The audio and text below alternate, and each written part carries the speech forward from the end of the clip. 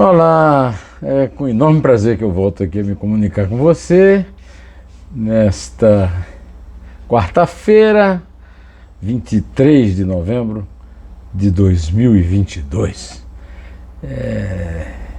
tendo como principal notícia o fato de ter sido descoberto que, como é evidente, foi o Bolsonaro que determinou o vexaminoso recurso do PL de Valdemar Costa Neto, pelo qual ele foi candidato a presidente, ao Supremo Tribunal Federal. Eu quero aqui agradecer muito a você que tem me dado muita força, e é para você que eu faço sempre esses vídeos, porque, meu caro amigo, eu quero te dizer uma coisa: eu não sou imparcial. Eu sou independente, não sou governo, não sou oposição, não sou esquerda, não sou direita. E tem um lado, o seu lado, o lado do cidadão brasileiro. E é dentro desse lado que eu faço um vídeo como o de hoje, contando que o presidente voltou ao Planalto. Isso não quer dizer que ele voltou a trabalhar, mas está lá no escritório agora, 19 dias depois de derrotado fragorosamente na eleição, né? A presidencial. Bom, eu vou te contar também que um militar foi morto num treinamento de tiro no quartel da Força Nacional em Brasília. Como são bons de usar arma, né? Esses bolsonaristas, né? Como são craques, né? E também que os diretores e familiares da Fundação Getúlio Vargas foram pilhados com um desvio de recursos de 483,7 milhões de reais. Mas isso não impediu o doutor Gilmar Mendes, o famosíssimo prende que eu solto, a respeito do Supremo Tribunal Federal, liberando-os para ficarem em casa praticando novas fraudes semelhantes, se é que praticaram mesmo. Bom, meus amigos, eu quero começar lembrando que o que era apenas uma futrica do Valdemar Costa Neto para alguns ministros do Supremo que não quiseram ser identificados e que a imprensa também não quis identificar, mas agora é oficial, foi o Bolsonaro que determinou o relatório contra as urnas das eleições presidenciais e não o PL. Isso explica alguns problemas graves que o ministro Alexandre de Moraes, que não é besta, não é idiota ao contrário do Bolsonaro, que é uma besta, já descobriu que para nós e para o povo da rua que tem um pequeno detalhe que o PL se esqueceu. O PL se esqueceu de que houve um primeiro turno na eleição, que a eleição foi disputada em 2 turnos e que no primeiro turno o PL, que está se queixando da eleição ter sido roubada, ter sido fraudada, elegeu a maioria da Câmara dos Deputados. Então o Alexandre de Moraes, como relator, né, como presidente do Tribunal Superior Eleitoral, e, portanto, relator desse processo, já perguntou: e o primeiro turno? Cadê o primeiro turno? Né? Pois bem, meus amigos, o relatório ignora o primeiro turno e ignora também que em alguns estados há urnas de diferentes naturezas. Ou seja, é um relatório de ignorantes sobre uma eleição que está resolvida. Vai para casa! Vai para casa! Capitão terrorista, vai para casa que você foi derrotado. Perdeu, Playboy, perdeu, mané, como disse o ministro Barroso para uns bolsonaristas lá em Washington. Pois bem, eu também, como eu disse aqui no começo desse vídeo, o Bolsonaro voltou ao Palácio Planalto, o que não quer dizer que ele está trabalhando, porque trabalhar nunca foi o forte do Bolsonaro.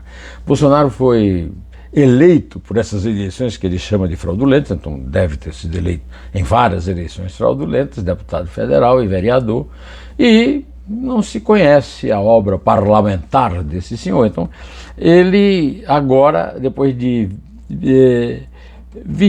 19 dias, né, depois da derrota, ainda voltou ao local do crime, digamos, né? Voltou ao local do trabalho, né? Meus amigos, segundo o meu amigo Bombig, que trabalhou comigo no Estadão e hoje está no UOL,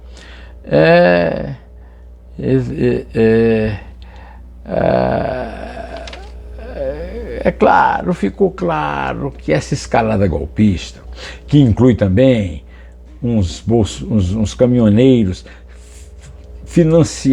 atacados por terroristas financiados por empresários bolsonaristas que tiveram as suas contas bancárias devidamente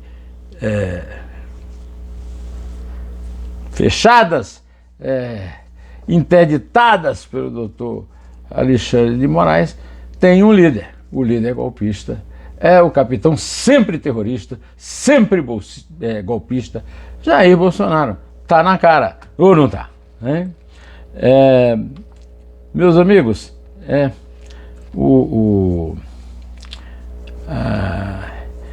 esse desgoverno Bolsonaro é um governo contra os pobres, contra os miseráveis mesmo. Isso não é lulismo, não. Eu vou contar uma história para vocês. Hoje me deu ânsias no estômago quando eu vi a notícia de que o desgoverno Bolsonaro cortou 1,6 bilhão da verba que distribui água potável no sertão do Nordeste. O sertão do Nordeste sempre foi desprezado, sempre foi menosprezado, sempre foi excluído do orçamento, e agora o Bolsonaro vem com esse corte, diz assim: não votaram em mim, votaram no outro. Esse é o democrata, esse é o que defende a liberdade. Então não vão nem ter água para matar a sede. Não é realmente uma cavalgadura, em todos os sentidos dessa palavra dura? Pois então, um militar foi morto em treinamento da Força Nacional no quartel de Brasília, morto a tiros por um colega. Isso aí é o uso que se dá às armas do tal do CAC e ao fortalecimento dessa Força Nacional e das PMs pelos decretos de liberação de armas do Bolsonaro, né? Se vocês concordam com essa política de armamento, e você tem todo o direito de discordar de mim, vocês podem achar que isso é natural. Eu não acho. Imagina que é um filho meu ou um filho seu que está lá num quartel da Força Nacional em Brasília e leva um tiro amigo, né? Isso é um tiro amigo, né? É um tiro amigo, aquele que mata um parente seu. Pois então, como eu já lhe disse no começo também, chamando para vocês, o Ministério Público Federal está informando que foram desviados por familiares e dirigentes e os próprios dirigentes da Fundação Getúlio Vargas 487 milhões de reais. Mas aí veio aquele prende que eu solto, que é o doutor Gilmar Mendes, e o que é que fez? Liberou geral, né? Liberou geral, mandou soltar todo mundo. Aqui no Brasil é assim, né? Prende que o doutor Gilmar solta e ninguém mais prende de volta, né? Bom, meus amigos, o Estadão traz hoje, na primeira página da sua página no computador, que o sistema de vacinação no país está completamente incapacitado para resolver o novo surto de Covid. Eu estou muito assustado, espero que você se assuste também. Temos que voltar a usar máscara, mas isso só não resolve, a vacina resolve.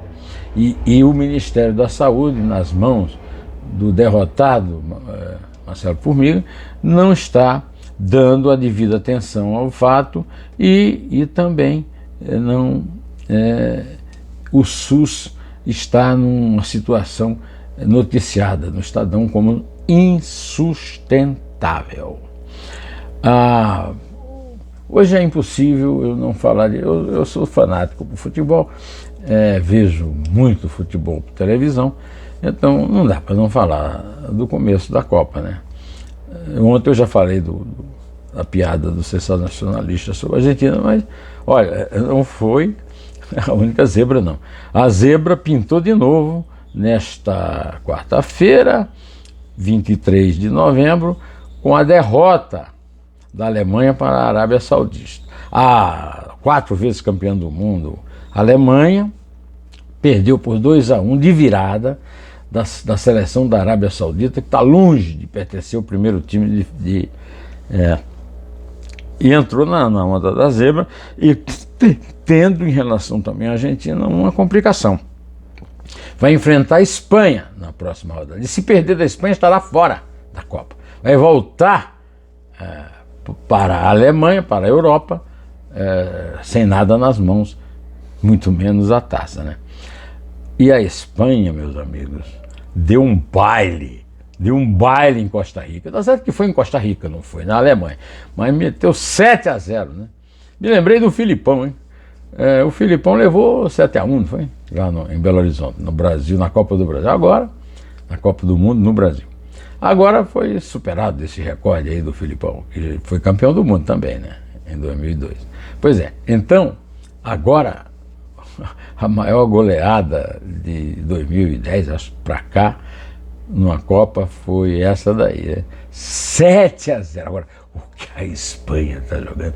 E eu estou também comentando aqui por um motivo bastante pessoal, que é o seguinte: eu acho um absurdo o Brasil ir para a Copa sem nenhum garoto, como foi com o Pelé em 58, e o Pelé se consagrou ali como o melhor jogador de futebol da história do futebol, né?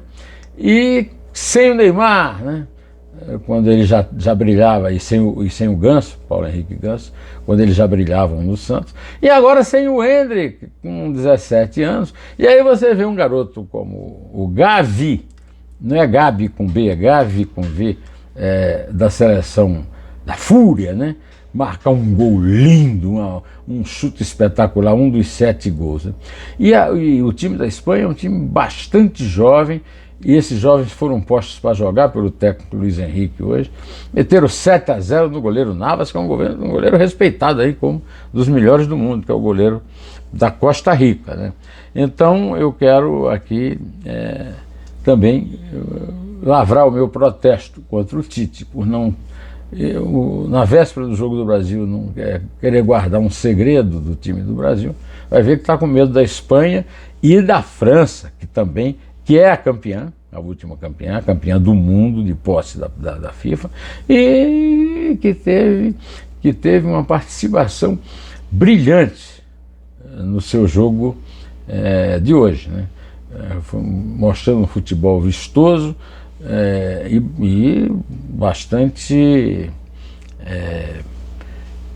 provável que chegue perto da final, se não chegar na final e se não for bicampeã, né?